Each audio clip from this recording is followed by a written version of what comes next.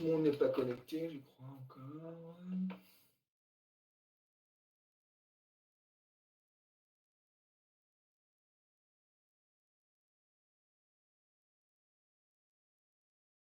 Bon, vous aviez cours de maths avec M. Absi avant, c'est ça? Oui, je crois qu'on a répondu, M. Clément. Oui, ok. Il utilise une tablette aussi, M. Absi? Comme la majorité des profs, ouais. Des enseignants, pardon? Oui, ouais, ok. Je ne dois pas faire de la méca ou des maths sans. Ok, ok, ok. Est-ce que je peux commencer ou non? Je ne fais pas l'appel, comme à mon habitude. Bonne majorité sont arrivés. Je peux commencer?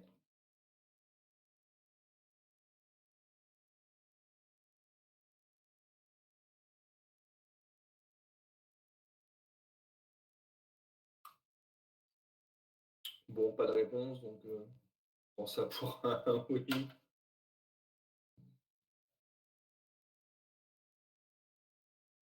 Oui, oui. Ok, donc c'est parti. Alors, mon partage d'écran, je n'avais pas fait encore. Ok, voilà. Ça marche plutôt bien. Je commence. Si vous ne voyez pas mon écran, dites-le moi. Sinon, je continue. Alors, on s'était arrêté là la semaine dernière, mardi dernier, avant-hier. D'accord. Alors, j'ai décidé de faire autrement, quelque chose de plus simple. Parce que c'est vrai.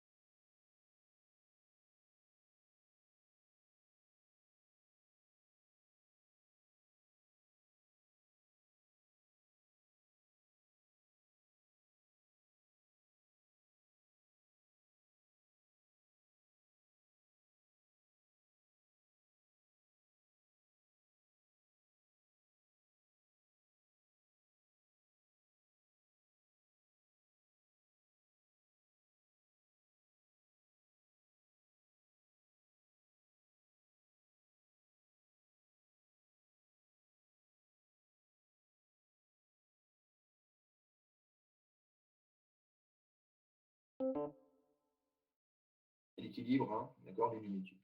Donc pour ça,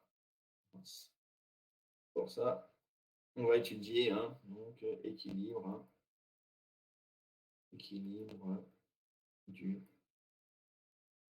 demi-tube. OK. Alors, on va changer de stylo. Le petit étudiant tout à l'heure. Voilà. Rouge ici. Donc, équilibre hein, du demi-tube. Voilà. Alors, l'équilibre, hein, je le répète, elle ne se fait pas sur des contraintes. D'accord, ça veut strictement rien dire. Hein, il faut faire l'équilibre hein, sur les forces.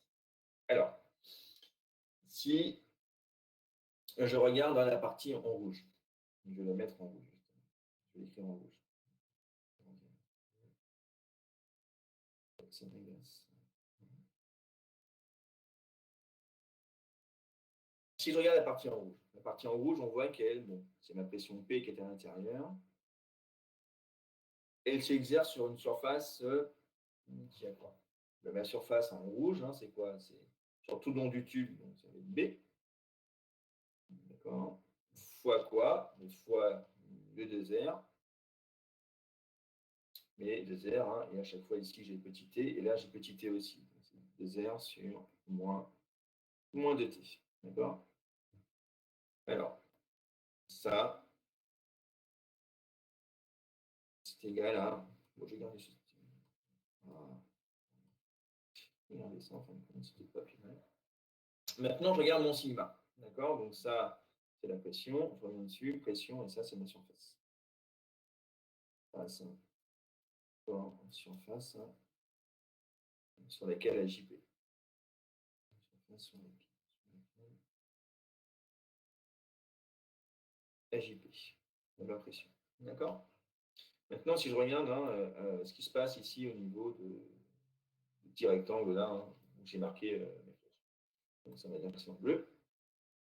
Okay. Ça c'est bien. Donc là, j'ai sigma θ. Et qui agit sur quelle surface hein, B sur B fois petit t. Et si on regarde ici, elle agit sur cette surface-là, celle-là, d'accord?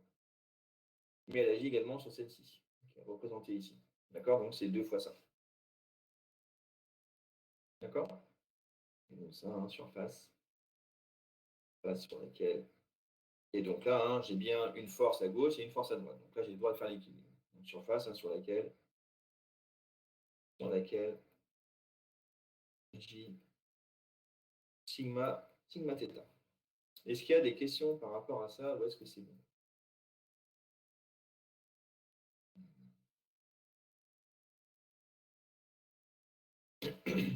Est-ce que c'est bon?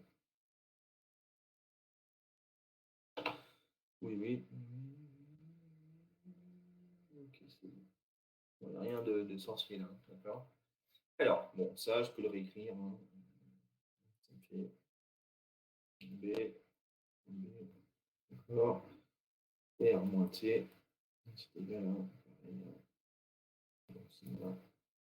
θ, B, T, R fois 2. Donc là, on peut faire des simplifications. Hein. Tac, tac, tac, et tac. D'accord?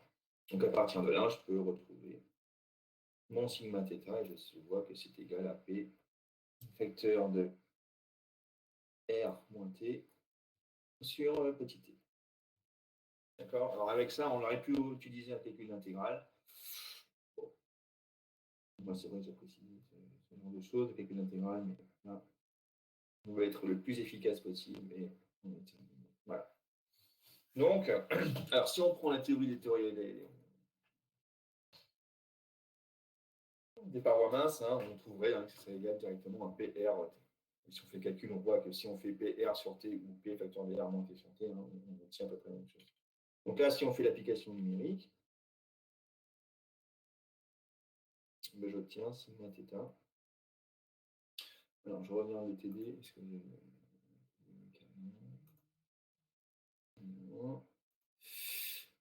excusez-moi, j'ouvre le TD.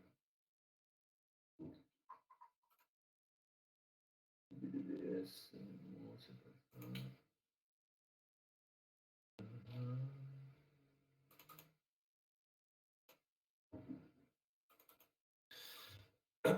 Alors, on sait que la pression, c'est 1 sur 2, 400 et 1. Okay. 1,2. Donc là, ça va me faire 1,2 facteur de 400 moins 20. Pardon. Et donc là, on obtient sigma θ égale à peu près. Je vais prendre la calculatrice.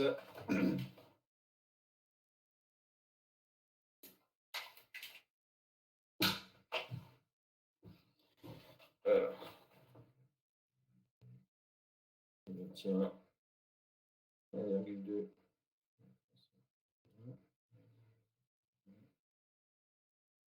Et on obtient à peu près 22,8, donc on va dire à peu près 23 ampères. D'accord? Donc ça, c'est les contraintes. Hein. Ici, sigma θ, 23 ampères. Donc partout sur la circonférence, hein, ça veut dire que chaque point ici, je suis en train de dessiner avec tous ces points-là, là, d'accord? Là, je vais avoir 23 MPa hein, partout, hein, ici, et bon, je peux même faire comme ça. Dans ce sens-là, je vais avoir 23 MPa qui vont agir. Est-ce qu'il y a des questions par rapport à ça? Est-ce que c'est bon? Donc, on peut faire un calcul assez simple, hein, c'est vrai que souvent. 22,8, voilà, c'était ça, Clément. Bon, 23, pas de souci. C'était bien ça. C'est bon, je peux continuer? Ou non? C'est bon pour tout le monde? Ok. S'il y a des questions, n'hésitez surtout pas. Mais surtout pas. Alors, et ça, je vous garantis que ça va pouvoir vous servir certainement en TP de DDS hein, avec monsieur en tout. Vous serez noté. Donc, faites attention à ça. Alors, sigma dt. Sigma. Alors, attention, j'ai fait une petite. Je me fais avoir, excusez-moi. J'ai fait une petite erreur. C'est qu'à chaque fois, j'oublie le P. Je vais essayer de rétablir mon erreur.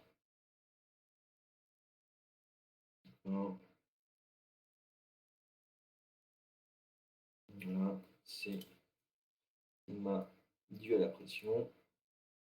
Sigma θ de P dû à la pression et sigma θ de P dû à la pression. Et là, même chose ici. Alors, je vais effacer, ce sera mieux. Sigma de P. Voilà, comme ça, je vais être cohérent avec mon sigma θ dû à la pression. Et ici, et P également. Voilà. Donc maintenant, qu'est-ce qu'il nous reste à faire? C'est encore hein, déterminer. On a trouvé sigma θ de P. Et maintenant, il me faut sigma x de P. D'accord?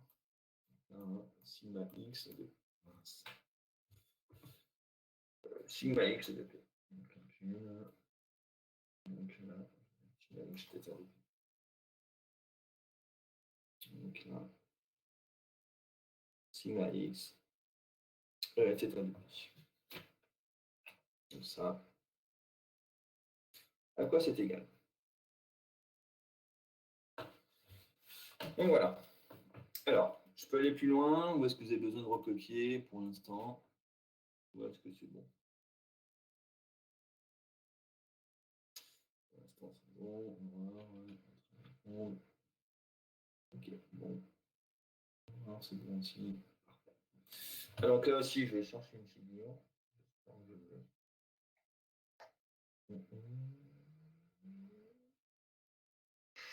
Alors, je vais chercher une figure.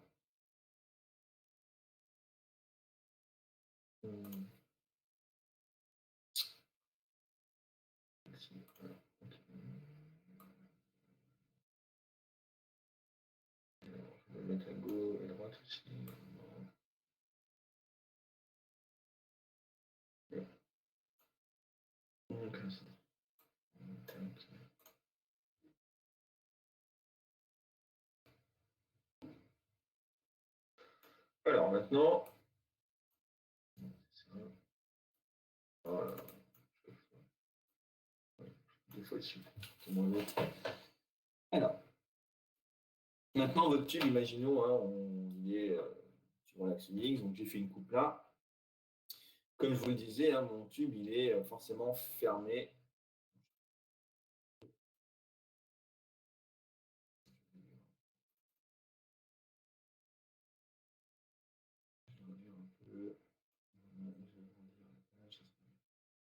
Ok, c'est parfait. Alors, maintenant c'est mon tube, hein, il est orienté sur mon axe X, là je l'ai coupé en deux. Donc chaque extrémité, comme je vous le disais, elle est fermée, donc j'ai la pression qui agit forcément comme ça, mais que je n'ai pas représenté. Ça, c'est le calcul qu'on a fait précédemment, hein, la pression, elle est également comme ça. Hein. D'accord. Partout, hein, comme ça. Donc ça, c'est le calcul qu'on a fait précédemment. C'est celui-ci. Et forcément, il agit aussi sur le bout. OK. Hein, si j'ai fait ça, hein, maintenant, je m'occupe simplement de la pression qui pousse chaque extrémité. Et on va faire la même chose. D'accord. Alors, ici, il y a une petite erreur. C'est pas R, mais 2R. Déjà. D'accord. Ça, c'était. Et qu'est-ce qui me manque? Il va me manquer également. Hein, on va mettre ici, il me manque un comme sur l'autre schéma. Sigma X de P. Voilà. Sigma X de P également. Donc ça, rajoutez-le. Et donc, ça veut dire que sigma de X de P, hein, ça va agir hein, partout ici. Okay. Donc, ce qui est en rouge, ça représente la pression.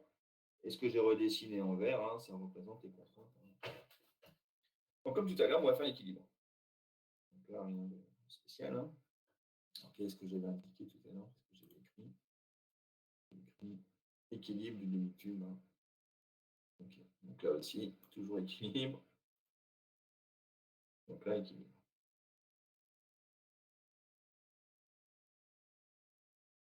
Équilibre aussi hein, du demi-tube, hein, mais pas suivant la même équilibre hein, du demi-tube. Alors, ben là, il faut regarder aussi également les surfaces. Donc, si je m'occupe de la pression P, donc P, je vais mettre en rouge également. Si je regarde P, elle agit sur cette surface-là. P, elle agit sur quelle surface? Et sur une surface, hein, pi, donc ça, hein, c'est R moins T, d'accord? Ou le diamètre moins deux fois l'épaisseur. Donc si on fait au rayon, hein, ça me fait R moins T, le tout au carré. D'accord? Donc j'ai pris cette distance, je prends que cette distance-là. Donc ça, c'est ce qui est en rouge. Maintenant, ce qui est en vert. En vert. Okay. Là, c'est un peu plus compliqué, non, hein, mais en vert, hein, ça agit sur la grande couronne, d'accord, le grand disque en bleu moins le disque en rouge. Donc ça va me faire, donc ici je mets du sigma X T, d'accord, hein, un facteur de quoi?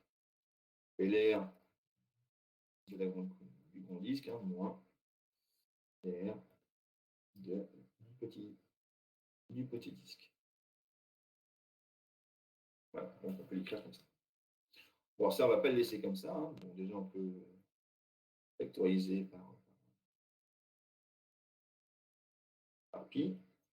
Et maintenant, on va développer. Donc, ça me fait du R carré moins R carré moins T carré plus 2RT.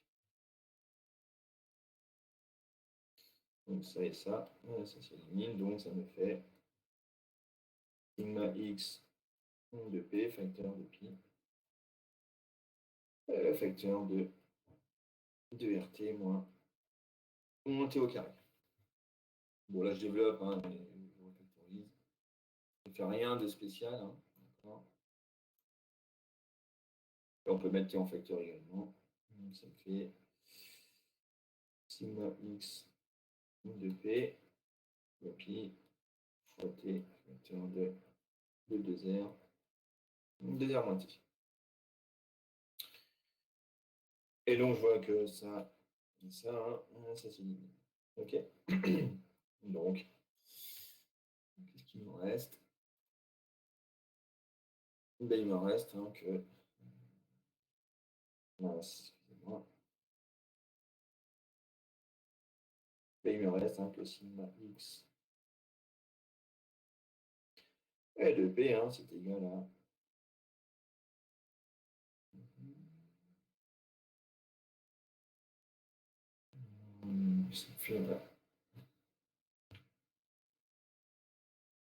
Ça me fait quoi, ça? Ça me fait le p, un facteur de r, t au carré, sur t, un facteur de 2R moins t.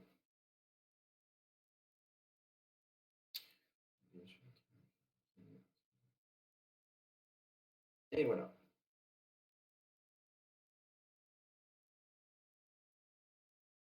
Est-ce qu'il y a des questions par rapport à ça? Est-ce que vous avez bien suivi la démonstration? Oui, j'ai une question, monsieur, sur la dernière ligne, le pi, vous le barrez, mais pourquoi? Avec celui-ci, regardez. Vous Avec barrez quoi? celui-là. Ah oui, avec j'avais pas vu celui-là. la clé. Oui, ok. D'accord, donc je vais réécrire là. Ok, merci. Donc là, on avait c'est comme si on avait pi de r, monté au carré, et voilà. Donc maintenant, je peux faire l'application numérique. OK. Donc, je vais avoir sigma x de p. Donc, p, on a dit que c'était 1,2 facteur de 400 moins 20 au carré sur 1 facteur de 2 fois 400 et moins 20. Et donc là, si on fait l'application numérique, 1,2 380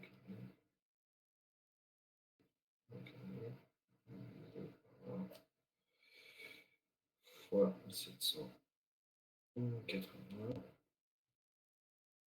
Et on obtient 11,1, donc on va mettre, d'accord. Donc on trouve 11 LPA.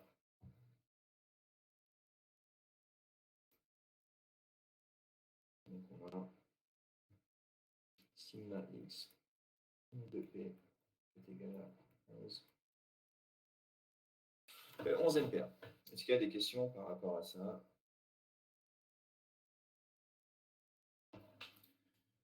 Ou est-ce que c'est bon?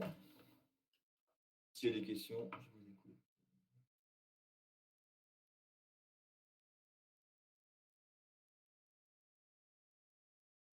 Voilà, on a fait depuis en gros, quasiment.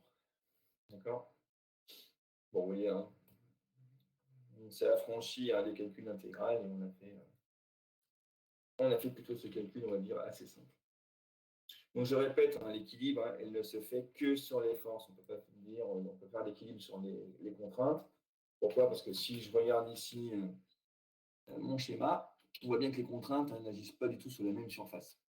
Les contraintes en vert, là, elles agissent sur la surface que j'ai dessinée en vert, et la pression, elle agit sur la surface en rouge. Donc je ne peux pas dire que sigma P égale la pression. D'accord? Ça, il faut que ça soit clair. Quand on fait une étude d'équilibre, on le fait essentiellement sur les efforts.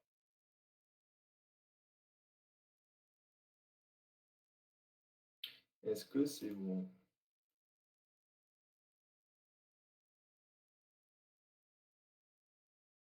Vous êtes toujours là? Oui. Quelquefois ça bug. Ok, ouais. Ouais, ça marche bien maintenant les bébés. Mieux qu'avant. Et c'est mieux que quasiment que. Alors, je sais pas au niveau du son, peut-être pas, mais sinon, je trouve que c'est mieux que Discord maintenant. Je revois ma copie. J'ai revu ma copie. Est-ce que c'est bon tout ça? Est-ce que je peux continuer? Donc là, je répète, hein, ici, c'est pas R, mais c'est deux R, hein, d'accord? Je vais mettre les deux. C'est bien d'accord.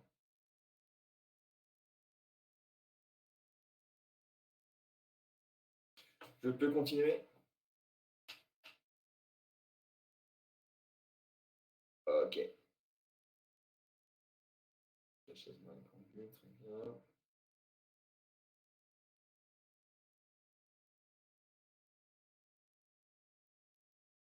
Ok. Bon, je vais donc continuer. Alors, si on regarde là, hein, j'ai des zooms, on va peut-être on peut pas voir grand-chose. D'accord. Si je dézoome, hein, alors j'avais calculé les contraintes ici, sigma x, tau, sigma θ de p et sigma x de p. D'accord. Alors on va se faire un petit récapitulatif hein, des contraintes. Comme ça, on va voir récapitulatif hein, des contraintes. Allez, c'est parti. Récapitulatif. Donc récapitulatif. Des contraintes dans le tube. Contraintes présentes dans le tube.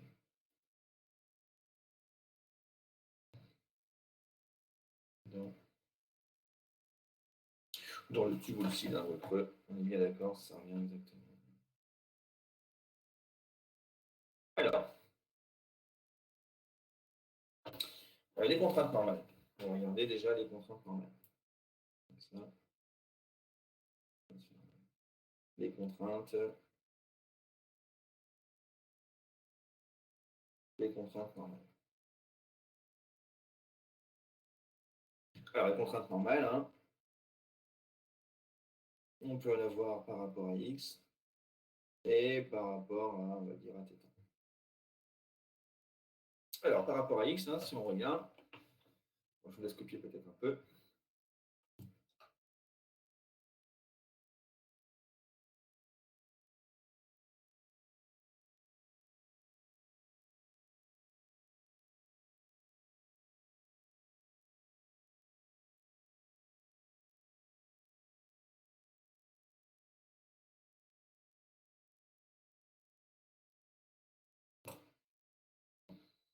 Alors, par rapport à x, on avait quoi? Bon, un sigma f, non, sigma x de f, pardon.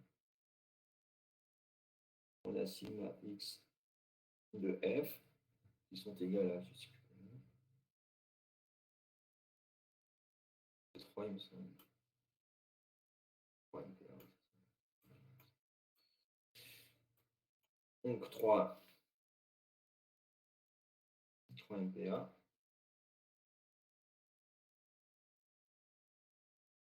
Et là, on vient de voir, hein, juste au-dessus, on a aussi également hein, sigma x dû à la pression, hein, sont égales à 11 MPa. D'accord? Donc ça veut dire quoi ça? Mais ça veut dire hein, que par rapport à x, hein, je peux superposer mes contraintes. Donc là, superposition des contraintes. Superposition des contraintes. Comme elles agissent hein, dans la même direction, ce sont des contraintes normales. Donc je vais avoir sigma x qui est égal à sigma x dû à la force F et les contraintes normales suivant x dues à la pression.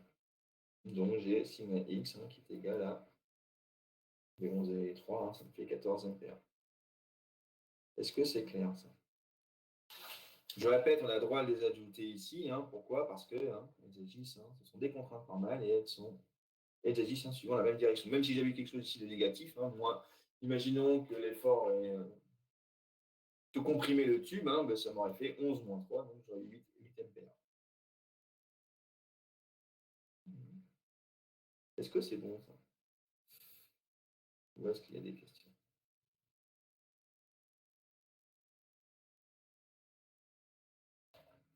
C'est bon? Alors, je regarde, il y a peut-être des questions. Monsieur, Oui. pourquoi est-ce que dans le dernier calcul, vous avez noté comme quoi f était un vecteur alors que sur tout le reste des autres calculs, on ne l'a jamais noté? Ah oui, bon, je suis de ma part, merci. Bon, parce que f, c'est un vecteur, c'est une force. Mais... J'ai pas mis sur Oui, les autres. forcément. Ouais, ok, d'accord. Non, non, vous avez raison. J'ai pas mis du tout sur les autres? Non. Ok, d'accord. Bon, on peut laisser sans vecteur. Il n'y a pas, comme c'était comme une force à un vecteur, voilà. Mais vous avez entièrement raison.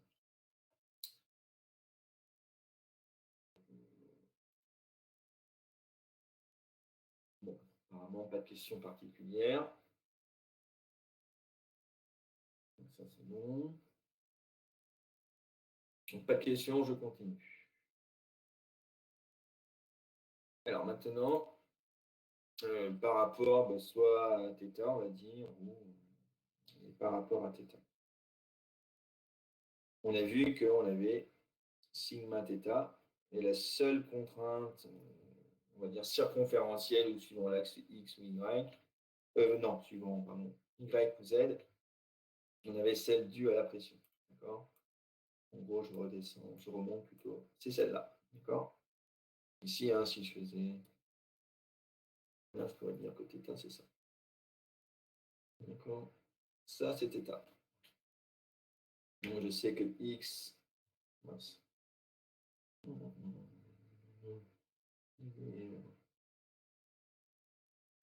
Là, j'ai x, comme ça. D'accord, hein, sur une circonférence. X, on va dire comme ça. Et là, je peux avoir y comme ça. Et z comme ça. D'accord? Donc on voit bien que θ, à un moment, quand il sera θ égale à pi sur 2, on sera en y, et θ égale à pi, on sera en z. Bon, on va laisser θ, hein, mais ça revient en même. OK. Donc la seule pression que l'on a, suivant la circonférence, d'accord, c'est sigma θ de P. C'est celle-ci. Donc on a dit qu'on avait 23 MPa. D'accord? Donc là, ici, on a 23 MPa. D'accord? Donc là, sigma de θ, 23 MPa, on n'en a qu'une seule, donc il n'y a pas de question à se poser.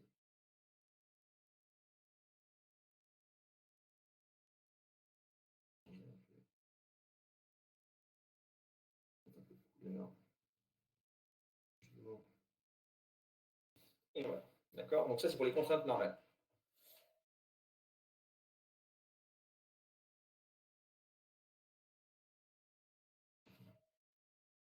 Mais nous, on va préférer sigma de θ. Et il y a forcément les contraintes. Les contraintes. Non, cisaillement ou tangentielles. Les contraintes tangentielles.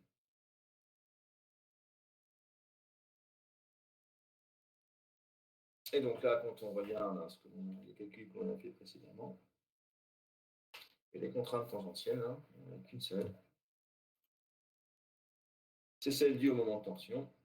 D'accord, c'est celle-ci. D'accord, donc on a 11 MPa. Si on a même aux Moroso, j'ai mis F avec un vecteur ici. C'est après que j'ai oublié. J'ai mis F avec un vecteur. Donc, je vais plutôt le rajouter ici. Excusez-moi. Donc là, F avec un vecteur. Donc ici, F avec un vecteur. Et les contraintes tangentielles. Donc là, c'est par rapport au plan, on va dire, au plan X, θ, d'accord? Voilà, on a taux X θ dû à T.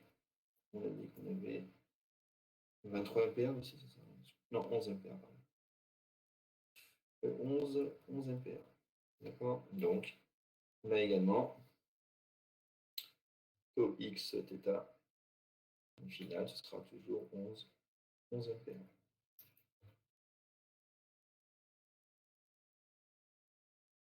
Donc maintenant, on va pouvoir dessiner notre petit état. D'accord? Alors, je regarde le TD. Excusez-moi. Alors, le TD, attention, je suis en train de regarder justement à la page 3. Il y a marqué là, en haut de la page 3, en dessous de dimensionnement des structures des DS du 2, TD numéro 3, l'arbre est de forme carrée des sections 50. Et ça, c'est un bug. Donc, ça, vous le rayez surtout. La première ligne de la page numéro 3. Non, page 3, voilà, ouais. Dimensionnement des structures. L'arbre est de forme carrée de section 50, et A égale 600 mm et F égale à 1000 Newton. Ça, vous me le rayez. D'accord?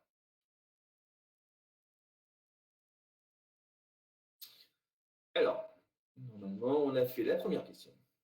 Pas complètement.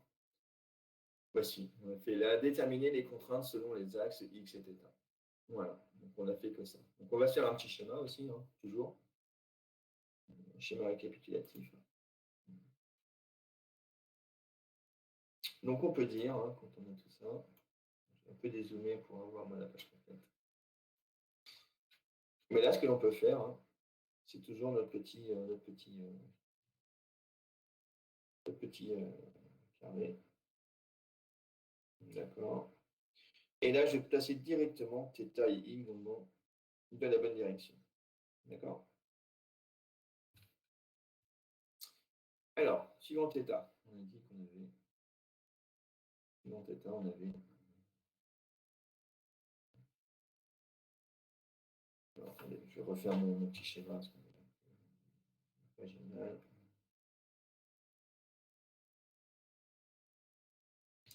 Allez, je vais prendre la règle, ce sera plus simple. Non. Moi, on n'est pas sur la règle. Donc, je vais faire un.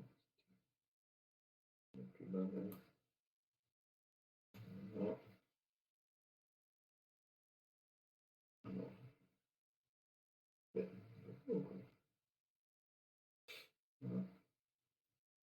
Comme ça.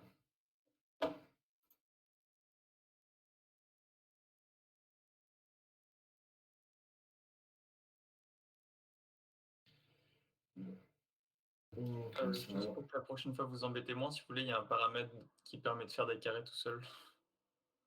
Ouais, oui, c'est vrai. Ah ouais, à droite, là, non? Vous avez juste à Ici. cliquer sur les 3 barres et vous cochez Ouais, forme. voilà, forme, c'est ça? C'est ça. Voilà. Mais après, par contre, dès que je veux faire un petit truc, il me met une forme toujours. Donc, mais merci, monsieur Hilaire du. C'est vrai que j'avais vu qu'il y avait ça. Je vais voir, j'essaye. Ah, c'est pas mal. Ah, vous êtes bien plus doué que moi. Non, c'est bien, c'est vrai. Bon, j'enlève le reste. Je vais en faire un gros comme ça.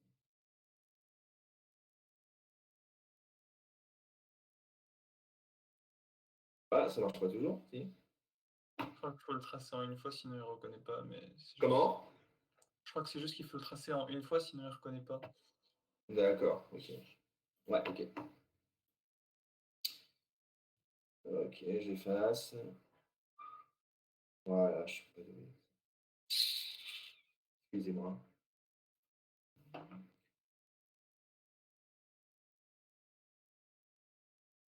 vous avez raison. Merci bien. Alors, si. Ah, il ne le fait pas pour les. Non. Il est là. Il est là. Ok. Je vais désactiver parce que sinon, après, je sais ça. Allez. Alors, suivant θ, on a dit que suivant θ, on avait 23 MPa. Donc ici.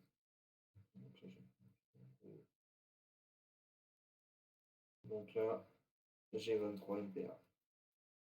Donc là, j'ai la même chose. Suivant X, on a vu qu'on avait 14.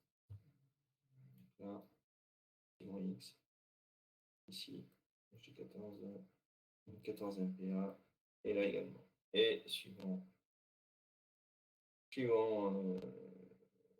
les contraintes de cisaillement, là, j'ai 11.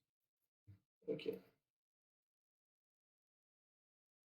Donc voilà mon petit élément d'habitude. Et là, je peux l'écrire aussi. On le fait peut-être par habitude. Le tenseur des contraintes. Donc, on a sigma qui est égal, donc, on dit. Donc, ça, c'est 23, 11, 14 et 11. D'accord? Et ça, c'est dans le plan θ x. Ok. Est-ce qu'il y a des questions par rapport à ça?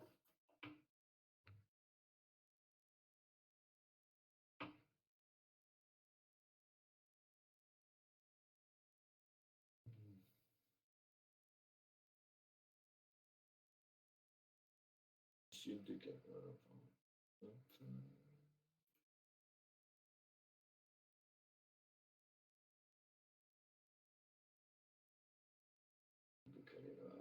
ça sera mieux.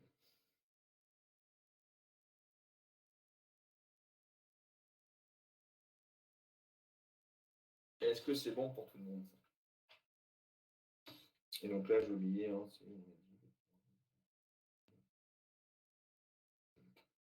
Est-ce qu'il y a un point sur la figure du TD? Pas spécialement. Donc on va prendre le point M pour pas dire P par rapport à la pression. Comme ça. Le point M. Ah ben voilà, maintenant on peut calculer les contraintes principales. D'accord? Donc là, on va reprendre les formules classiques. Est-ce que c'est bon ou est-ce qu'il y a des questions? Ça a l'air d'être bon. Bon, maintenant, il faut refaire les choses, les contraintes principales.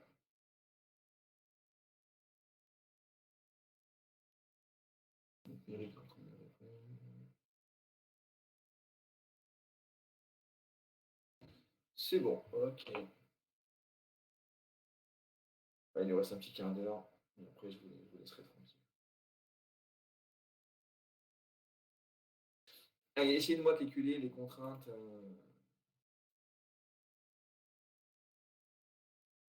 Les contraintes principales, il faut le faire ensemble.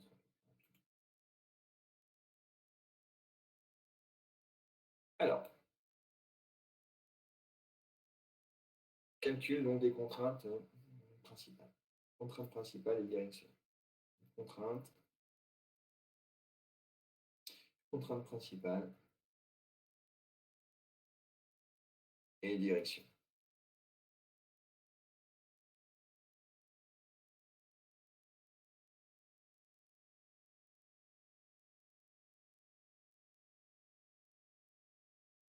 Contrainte principale et direction. Alors, on sait que sigma 1, donc si on compare par rapport à la figure, c'est sigma θ plus sigma x sur 2 plus la racine de sigma θ moins sigma x sur 2, le tout au carré, plus tau x θ e au carré.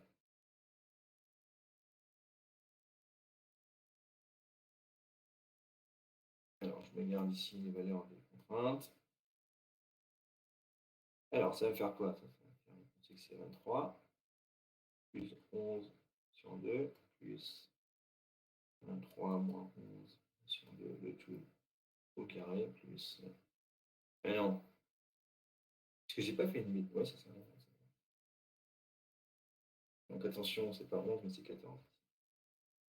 Sigma x, c'est 14. D'accord. Donc là, c'est la même chose.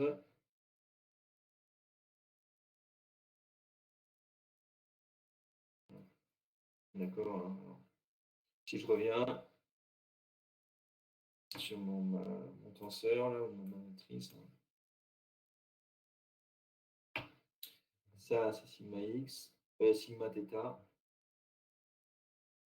sigma x et tau x θ et tau x θ. D'accord, comme ça, moi, il n'y a pas d'ambiguïté. Donc, plus 11, plus 11 au carré.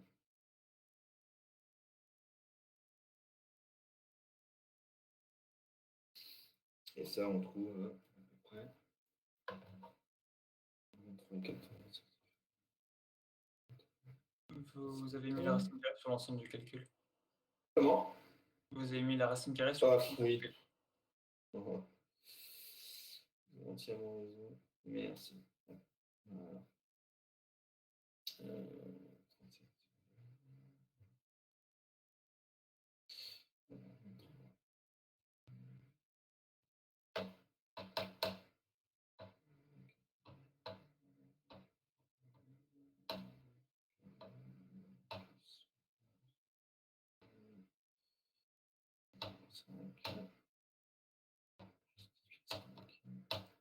Donc là, on a à peu près 30,4. Donc on a dit à peu près 30.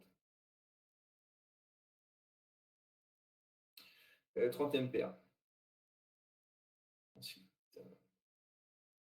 on vérifie avec moi les calculs.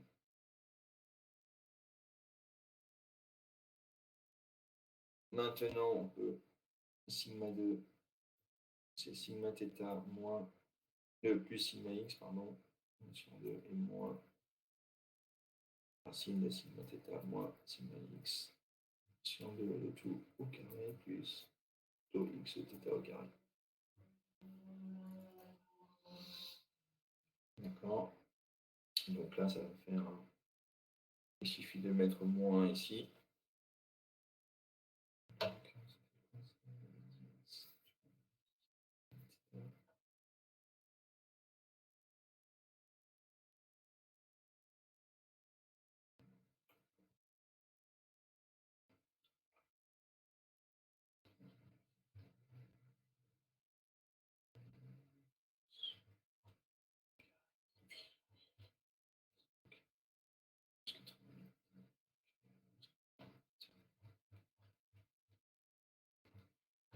Et là, on a à peu près 6,68, on va dire à peu près 7 ampères. 7 ampères. D'accord, donc voilà, les contraintes principales, hein, normales et donc maximales, elles sont égales à ça. D'accord. Et maintenant, si on veut la direction, on sait que tangente de θ étoile est de tau x θ sur sigma θ moins sigma x. Donc c'est 2 fois 11 sur, on a dit 23, moins 14. Donc on va trouver un θ étoile à peu près. Alors,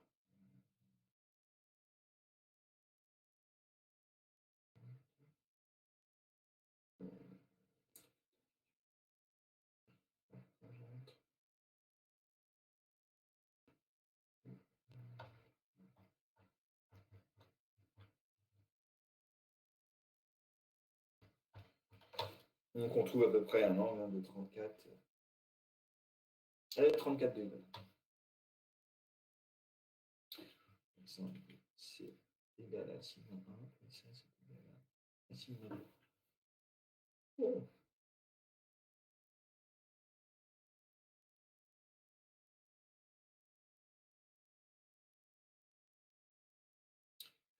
Donc on a sigma 1 égale à 30 MPa. On a sigma 2 égale à 7 MPa. Et on a θ étoile égale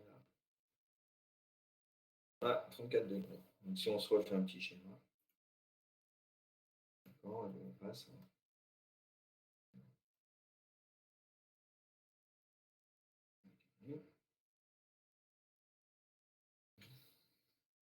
Donc on passe de quelque chose comme ça.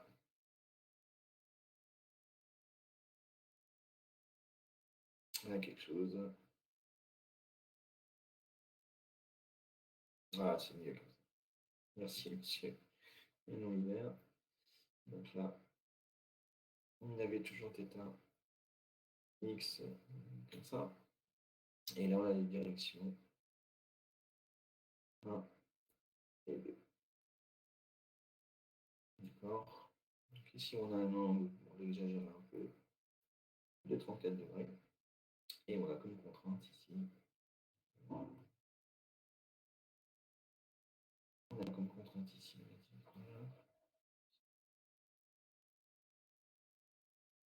30 ampères et 7. Donc là, on a 30. Là, également. Et là, on a 7 de. Voilà. Est-ce que c'est clair, ça? Donc ça, c'est le repère principal. Hein. OK. Donc ça, c'est contrainte dans le repère principal.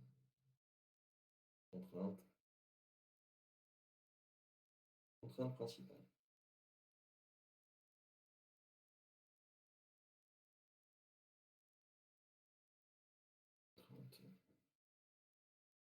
Contrainte principale. Est-ce que c'est bon, ça? Est-ce que vous êtes toujours là? Voilà, on avait 6,61 ou 6,68, donc j'ai mis 7. Hein. Vous aviez raison.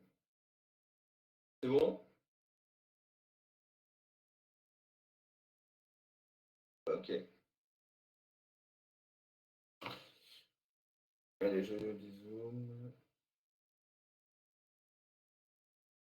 Et on va se faire maintenant, j'ai mis contrainte principale et direction. Je vais mettre contrainte de cisaillement maximine et position aussi. Et direction. D'accord? Et on arrêtera là. Après, il faudra reprendre le problème avec le cercle de mort, si vous voulez, et puis vous aurez fini. Donc la contrainte de cisaillement, ou contrainte tangentielle, hein, ça revient même. Contrainte tangentielle maximine et direction.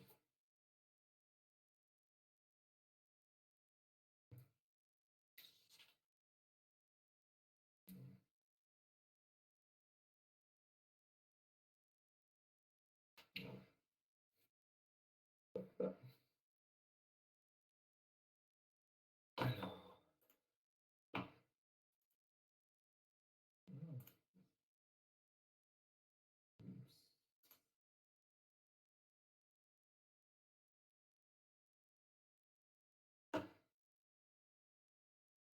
Alors, ça, on sait que Thomas, c'est sigma 1 moins sigma 2 sur 2.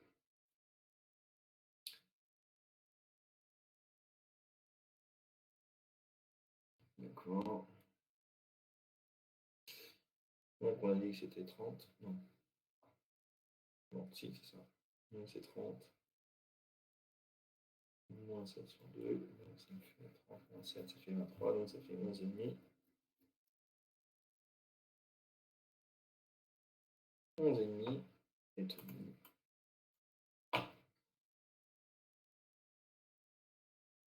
Et Tomine, c'est moins Thomas, donc c'est moins 11,5 MPa. Donc on a dit Thomas et là, Tomine.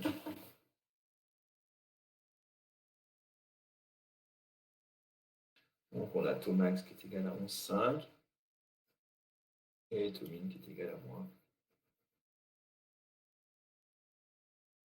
11,5.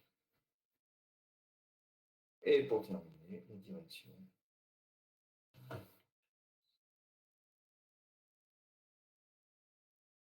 Donc les directions, on la note en général, θ 2 étoiles, et on sait que c'est θ étoile plus ou moins 45 degrés. Hein. D'accord. Donc θ, on avait trouvé 34. 34, 79 degrés. Voilà.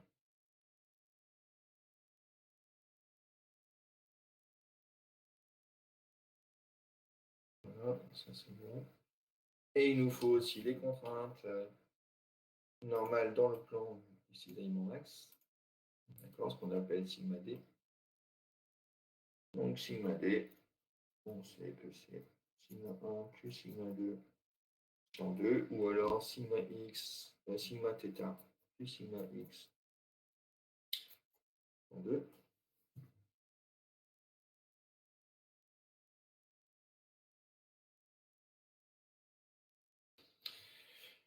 Donc ça fait 37 divisé par 2, ça fait 18,5. 18,5. MPA. Bon. Une force minimale. Mince.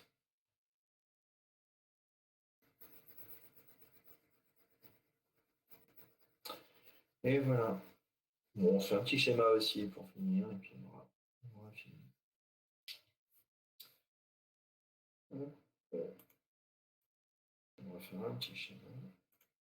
Et est-ce que j'ai toujours activé un truc de forme? Bon, je pars toujours. Non.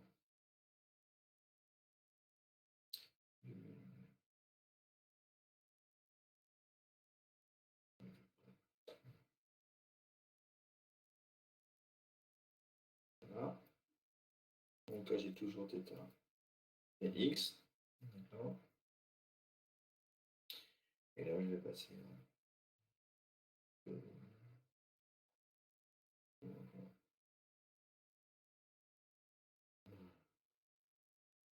Donc, j'ai toujours ici. Ouais, c'est pas si tourné.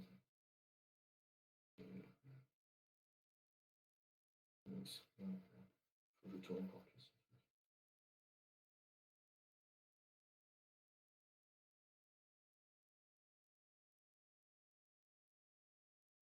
Comment je peux faire?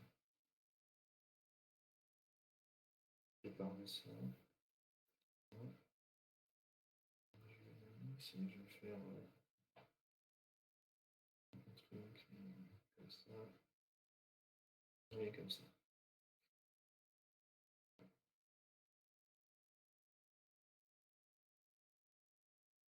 Ouais, bon. Vous m'aurez compris.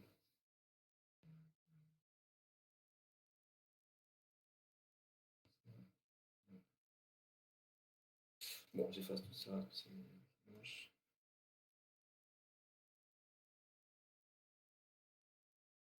Je peux effacer ça?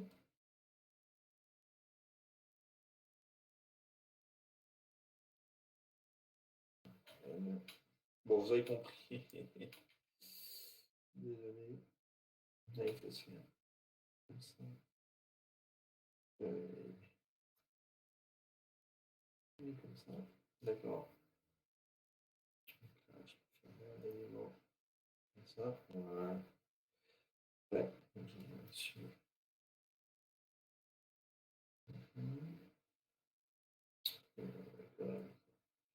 Et donc là, on a 79 degrés. Et on a les contraintes tangentielles.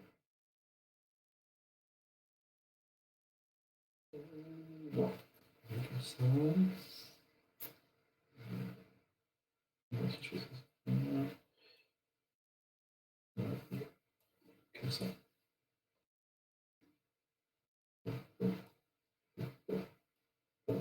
Et voilà. Et là, je vais avoir 18,5. Non, je vais avoir combien les contraintes? 11. Donc là, je vais avoir 11. 11,5. 11,5. 11,5. 11,5. Et on va voir comme des contraintes normales. Ici, ici, ici. Et ici de 18,5.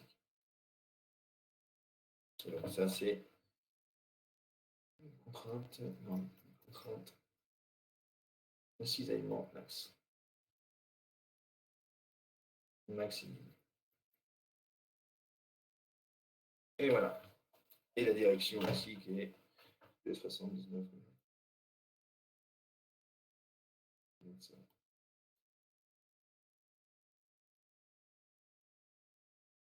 Et voilà. Bon, désolé pour le dessin. Est-ce qu'il y a des questions par rapport à ça? Il y en a plein qui ne sont pas ici.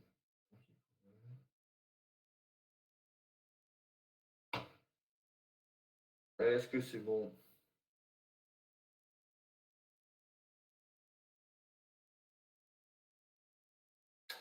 Bon, ben, s'il n'y a pas de questions, hein, je vais vous laisser. Et puis,